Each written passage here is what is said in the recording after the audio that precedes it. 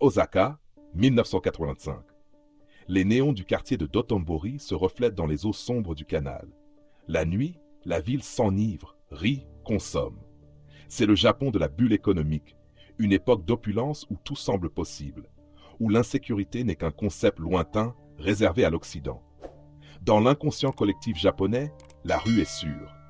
On peut abandonner son portefeuille sur une table de café, une jeune femme peut rentrer seule à 3 heures du matin sans jamais presser le pas. Pourtant, dans l'ombre des venelles étroites du quartier de Nishinari, un homme marche. Il sourit, il est poli, il salue les commerçants. Les habitants l'appellent Kamata-san. C'est un bon bougre, un vendeur de baguettes jetables sans histoire. Mais sous le plancher de son petit appartement de banlieue, une odeur douceâtre et métallique commence à saturer l'air. Une odeur que le parfum des sushis et les vapeurs de saké ne suffisent plus à masquer. Pendant près de 10 ans, cet homme va découper, disperser et narguer. Il va devenir la pire anomalie du système judiciaire japonais. Installez-vous confortablement. Ce soir, nous plongeons dans les recoins les plus noirs de l'esprit humain. Voici l'histoire de Kamata Yasutoshi, l'éventreur d'Osaka. Pour comprendre l'horreur, il faut d'abord observer le quotidien. Né en 1940 dans la préfecture d'Eime, Kamata Yasutoshi grandit dans un Japon en ruine, marqué par la guerre. Rien dans sa jeunesse ne laisse présager le monstre. En grandissant, il s'installe à Osaka, se marie et devient père de 2 enfants. Mais derrière les portes closes, le vernis craque une première fois. Il découvre que sa femme le trompe.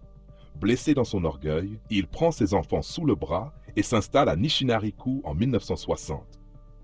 Pour survivre, Kamata développe un business particulier. Il devient commercial itinérant, vendant des baguettes en bois et des fournitures pour les restaurants de nuit, les bars à hôtesses et les gargotes clandestines. C'est un milieu qu'il connaît par cœur. Ses clients louent sa douceur, sa politesse exquise, sa capacité à s'adapter à chacun. Au travail, il est l'employé modèle, discret, presque invisible. Mais Kamata a une double vie. En parallèle, il revend à prix d'or des marchandises volées à des femmes travaillant dans le milieu de la nuit. Surtout, sous cette enveloppe d'homme affable bout un volcan de rage. Ses proches rapportent de rares mais terrifiants accès de colère noire. Une rage froide, impulsive, disproportionnée qu'il dissimule derrière un réseau obsessionnel de secrets. Kamata est un fantôme logistique. Au cours de sa vie, il louera près de 20 appartements et meublés différents à travers Osaka. Une toile d'araignée urbaine dont il est le seul à détenir la carte. Le mode opératoire de Kamata Yasutoshi ne repose ni sur la force brute, ni sur l'attaque soudaine dans une ruelle déserte. Son arme principale est beaucoup plus discrète, la confiance. Grâce à son activité de vendeur ambulant de baguettes jetables et de fournitures pour les restaurants, il circule quotidiennement dans les quartiers populaires d'Osaka. Nishinari, Naniwa, Minami, il connaît les bars, les petits restaurants, les établissements de nuit et surtout les personnes qui les fréquentent. Au fil des années, il devient un visage familier, un homme poli, respectueux, presque effacé. C'est précisément cette apparence banale qui fait sa force. Kamata cible principalement des femmes vulnérables, des hôtesses de bar, des femmes confrontées à des difficultés financières ou des personnes isolées. Il sait écouter, il sait rassurer, il sait donner l'impression d'être un homme de confiance. L'approche est toujours similaire. Il propose un repas, un verre ou une aide financière. Parfois, il promet de l'argent. D'autres fois, il se présente simplement comme quelqu'un prêt à rendre service. Pour ses victimes, rien ne distingue cet homme d'âge mûr des nombreux clients qu'elle croise chaque jour. Le piège se referme lorsque la victime accepte de le suivre dans l'un des nombreux appartements qu'il loue à travers Osaka. Ces logements sont généralement petits, anonymes et situés dans des immeubles où personne ne prête attention aux allées et venues des voisins. Pour Kamata, il constitue un environnement idéal, un endroit où il peut agir loin des regards. Une fois à l'intérieur, la situation bascule rapidement. Lorsque la victime refuse ses avances sexuelles, réclame l'argent promis ou tente simplement de partir, Kamata entre dans une colère soudaine. Derrière son apparence calme se cache une violence explosive qu'il parvient habituellement à dissimuler. Il ne sort pas d'armes. Il privilégie la strangulation à main nue. C'est un mode de mise à mort particulièrement personnel, qui exige un contact direct avec la victime et plusieurs minutes d'effort. Les enquêteurs estimeront plus tard que ce choix traduit un besoin de domination et de contrôle absolu. Une fois le meurtre commis, Kamata ne cherche pas à fuir. Au contraire, il agit avec un sang-froid glaçant. Le corps est transporté dans la salle de bain du logement. Là, à l'aide d'une scie à métaux et de couteaux ordinaires, il procède au démembrement. Son objectif n'est pas de mutiler par sadisme, mais de réduire le volume du corps afin de faciliter son transport et de compliquer l'identification de la victime. Les restes sont ensuite emballés dans des sacs poubelles et chargés dans son véhicule. Puis commence la dernière étape de son rituel. Profitant de sa parfaite connaissance de la région du Kansai, Kamata parcourt parfois plusieurs dizaines de kilomètres pour disperser les restes humains dans différents secteurs d'Osaka et des préfectures voisines. Certains sont abandonnés dans des zones boisées, d'autres dans des terrains isolés ou des endroits difficiles d'accès. Chaque déplacement a le même objectif, éloigner les preuves du lieu du meurtre et empêcher les enquêteurs de relier les affaires entre elles. Pendant des années, cette méthode fonctionne. Les corps sont retrouvés de manière fragmentaire. Les scènes de crime demeurent introuvables. Les victimes appartiennent à des milieux différents. Les disparitions paraissent isolées. Et pendant que les enquêteurs tentent de comprendre ce qui relie ces affaires, Kamata continue sa vie comme si de rien n'était. Chaque matin, il reprend sa tournée de vendeur de baguettes. Chaque soir, il redevient prédateur.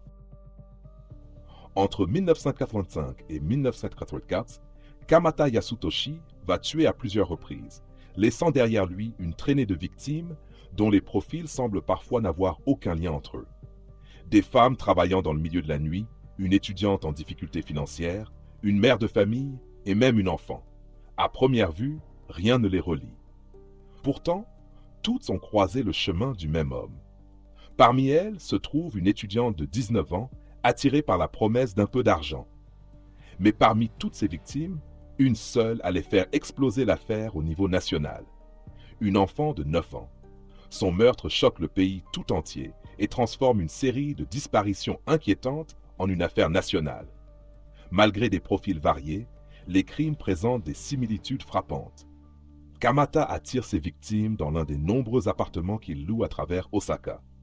Une fois à l'intérieur, la situation dégénère lorsqu'elle refuse ses avances, réclame l'argent promis ou tente de partir. C'est alors que la colère de Kamata explose. Il les étrangle de ses propres mains avant de procéder au démembrement des corps dans la salle de bain. Le Japon n'a alors que très peu d'expérience face aux tueurs en série opérant sur une aussi longue période. 3 mois après le meurtre de l'étudiante de 19 ans, le commissariat central d'Osaka reçoit une enveloppe inquiétante. À l'intérieur se trouve une lettre rédigée à la main.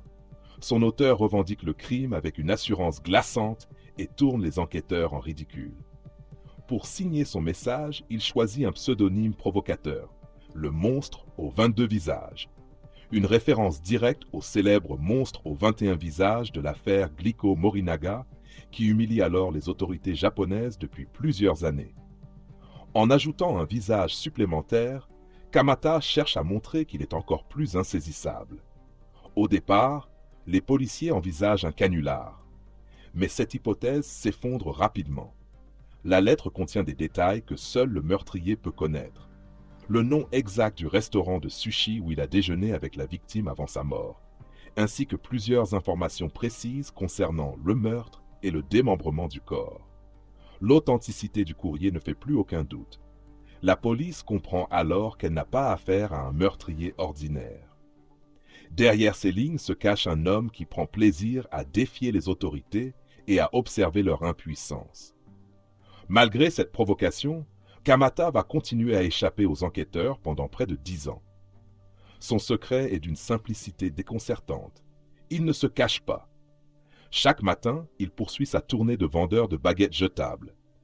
Il continue à visiter les restaurants, les bars et les établissements de nuit d'Osaka. Ses voisins le considèrent comme un homme discret et travailleur. Rien, en apparence, ne le distingue des milliers d'autres habitants de la ville. Sa véritable force réside dans son utilisation de l'espace urbain. Au fil des années, il accumule près d'une vingtaine d'appartements et de logements différents à travers Osaka. Cette multitude d'adresses complique considérablement le travail des enquêteurs. Lorsqu'une piste apparaît dans un quartier, Kamata peut déjà avoir déplacé ses activités ailleurs. Par ailleurs, les disparitions ne sont pas immédiatement reliées entre elles. Les victimes proviennent d'univers différents. Certains corps ne sont retrouvés que partiellement et les preuves matérielles sont extrêmement limitées. Faute d'éléments suffisants, l'enquête progresse lentement. Puis survient le crime qui va tout faire basculer. En 1994, Kamata enlève une fillette de 9 ans et contacte son père afin d'exiger une rançon. L'affaire provoque une immense émotion dans tout le Japon. Malgré les négociations, l'enfant est assassiné. Cette fois, la pression médiatique et policière devient énorme. Les enquêteurs mobilisent davantage de moyens et commencent à rapprocher plusieurs affaires anciennes. Le filet se resserre progressivement autour de Kamata. Le 23 février 1995, la police passe à l'action. Après des mois de recoupement et de surveillance, les enquêteurs procèdent à son arrestation. Les investigations permettent de mettre au jour des éléments reliant Kamata à plusieurs disparitions. Confronté à l'accumulation des preuves, il finit par reconnaître les faits et guide même les policiers vers différents lieux où il avait abandonné des restes humains. L'affaire prend alors une ampleur nationale. L'Agence nationale de police la classe officiellement sous le nom d'affaire métropolitaine désignée numéro 122, une distinction réservée aux enquêtes criminelles les plus importantes du pays. Le procès de Kamata Yasutoshi s'ouvre dans une atmosphère lourde.